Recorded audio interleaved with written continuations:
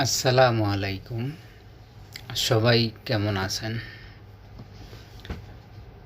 গত 15-16 বছরে বাংলাদেশটাকে এমন একটা পর্যায়ে নিয়ে গেছে, শুধু দেশটাকেই দেউলিয়া করে দেওয়া হয় নাই, দেশের মানুষগুলোকে কেমন জানি দেউলিয়া করে দেওয়া হয়েছে। আর কেমন হিংস করে দেওয়া হয়েছে।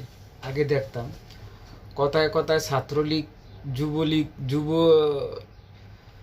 লীগের নেতারা মানুষের উপরে হায়নার মতো ঝাঁপিয়ে পড়তো।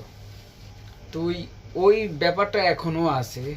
5ই আগস্টের পরও মানুষ আসলে ওখান থেকে মুক্ত হয় না।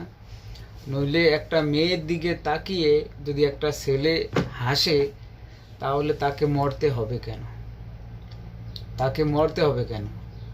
আরে ভাই, সাধারণ একটা প্রাণীর জীবন নিতেও তো মানুষের একটু ভাবা দরকার যে আমি এটাকে একটা একেবারে নির্দোষ কেন আমি মারবো, নির্দোষ কেন মারবো? আপনাদের কি একটু মায়া দয়া নাই মানুষের প্রতি? মানুষ আমরা কেন এত হিংস্র হয়ে যাইতেছি ভাই? আমরা কেন এত হিংস্র হয়ে যাইতেছি ভাই? আমরা কি মানুষ না? আল্লাহই ভালো জানে।